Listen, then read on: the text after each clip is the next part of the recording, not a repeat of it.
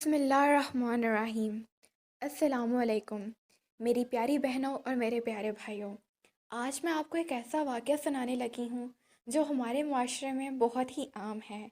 ہم لوگ اپنے ماں باپ اور اسلام کی نافرمانی کرتے ہوئے آج کل محبت، پیار اور جنسی عملوں میں اس قدر مگن ہو گئے ہیں کہ کب اللہ اور اس کے رسول صلی اللہ علیہ وآلہ وسلم کی نافرمانی کر کر اپنے خدا کو ناراض کرتے ہیں، ہمیں کچھ پتہ نہیں چلتا۔ یہ واقعہ اسی سے متعلق ہے۔ یہ واقعہ آج سے تقریباً 5 سال پہلے کا ہے، جب میں فرسٹ ایئر کی طالب علم تھی۔ مجھے کالج میں ایڈمیشن دلوایا گیا۔ جب میرا کالج کا پہلا دن تھا تو میری بڑی بہن نے مجھے اپنے پاس بلایا اور مجھے سمجھانے لگیں، اماں کی وفات کے بعد بڑی بہن ہونے کے ناطے سے اب میں ہی تمہاری ماں کی جگہ ہوں، تو میرا فرض بنتا ہے کہ تمہیں صحیح اور غلط کی تمیز سکھا کر بھیجوں۔ جی، آپ ٹھیک کہہ رہی ہیں، میں آپ کی بات پر ضرور عمل کروں گی، میں نے کہا۔ میری پیاری بہن، ہمیشہ اس بات کو یاد رکھنا کہ ایسے کوئی بھی دوست مت بنانا جو اپنے ماں باپ، بہن بھائیوں کے ساتھ مخلص نہ ہو۔ آپ کیسی باتیں کر رہی ہیں؟ بھلا ہر انسان اپنے گھر والوں سے بہت پیار کرتا ہے۔ مگر آپ بھی کہنے لگیں کہ یہ بات تو بالکل ٹھیک ہے، مگر جب انسان اپنے گھر سے باہر نکلتا ہے تو دنیا کی رنگینیوں میں کھو جاتا ہے۔ وہ شیطان اور نفس کے دھوکے میں آ کر اللہ کی نافرمانی کر کے اللہ کو ناراض کر بیٹھتا ہے، اور اپنا مستقبل اور آنے والی زندگی اور ہمیشہ کی زندگی میں سوائے نقصان کے پھر کچھ نہیں اٹھاتا۔ آپ ہی مجھے کیسے پتہ چلے گا کہ کون سا انسان غلط راستے پر چل نکلا ہے؟ بھلا میں کس طرح اس چیز سے محفوظ رہ سکوں گی؟ تو آپ ہی بڑے پیار سے مجھے سمجھانے لگیں، دیکھو، وہ لڑکی جو اپنے گھر والوں کے ساتھ مخلص نہیں ہوگی، وہ پڑھائی کی بجائے ادھر ادھر کی چیزوں پر دھیان دے گی، آوارہ گردی کرے گی، غیر محرم مردوں کے ساتھ فضول باتیں کرے گی، فضول مشغلوں میں مصروف رہے گی، اور اس طرح سے وہ گھر والوں کو دھوکہ دے رہی ہوگی، جبکہ اس کے گھر والے اس پر کس قدر اندھا اعتبار کر کر علم حاصل کرنے کے لیے، جو کہ ہر مومن کی میراث ہے، یہاں تک کہ ہمارے پیارے نبی حضرت محمد صلی اللہ علیہ وآلہ وسلم نے ارشاد فرمایا کہ علم حاصل کرو، چاہے تمہیں چین تک جانا پڑے۔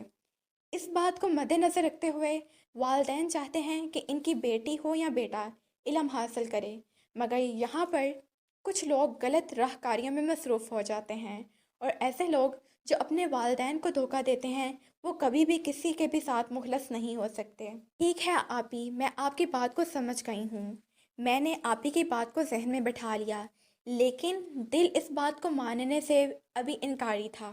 یہ تب ہوا جب کالج میں میری ایک بہت ہی اچھی لڑکی سے دوستی ہو گئی۔ وہ بہت ہی اچھے اخلاق کی مالک تھی، ہر ایک کی مدد کرتی تھی، تمام اساتذہ کی وہ محبوب نظر تھی، تعلیم میں وہ بہت زیادہ اچھی تھی۔ میری اس کے ساتھ بہت گہری دوستی ہو چکی تھی، ہم اکٹھے اسکول جاتے، پڑھائی کرتے، وہ پڑھائی میں میری بہت مدد کرتی تھی اور مجھے ہر غلط کام کرنے سے بھی روکتی تھی۔ مگر ایک دن اس نے مجھے بتایا کہ وہ ایک لڑکے سے بہت پیار کرتی ہے اور اس سے ملنا چاہتی ہے، مگر وہ اس لڑکے کے ساتھ نہیں مل سکتی، کہ اس کے پاس ایسا کوئی راستہ نہیں کہ اس سے جا کر مل سکے۔ میں نے اسے بہت منع کیا، میں نے یہ بات اپنی آپی کو بتائی تو انہوں نے مجھے کہا کہ اس لڑکی کو سمجھاؤں۔ میں نے اس لڑکی کو بہت سمجھایا، مگر اس نے میری ایک بات نہ مانی۔ میری آپی نے کہا کہ اس لڑکی سے رشتہ توڑ دو۔ میں دل ہی دل میں پریشان رہنے لگ گئی کہ اتنی اچھی لڑکی ہے، بھلا اس میں کیا برائی ہو سکتی ہے کہ اگر وہ اپنے گھر والوں کو نہیں بتا رہی۔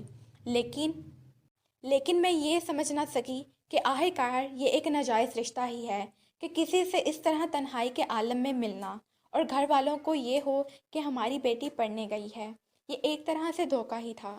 پھر اچانک ایک دن یوں ہوا وہ کالج نہ آئی، ہم سب کو لگا کہ اس نے چھٹی ہوگی، لیکن جب میڈم نے اس کے گھر کال کی تو پتہ چلا وہ تو کالج کے لیے گھر سے نکلی ہوئی ہے، اور اس کا نام فاطمہ تھا۔